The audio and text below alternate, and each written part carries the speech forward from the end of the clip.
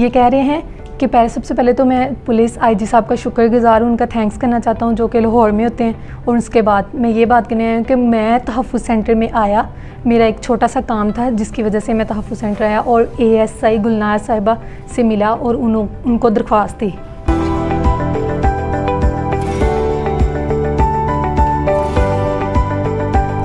कहते कि फिर उनके बाद उन्होंने मेरी एप्लीकेशन लिखी है।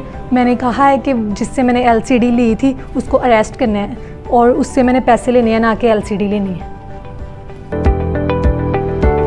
इनका भी शुक्रगुज़ार हूँ मैम गुलनार साहिबा का, उनके स्पेलिंग का साइन करते।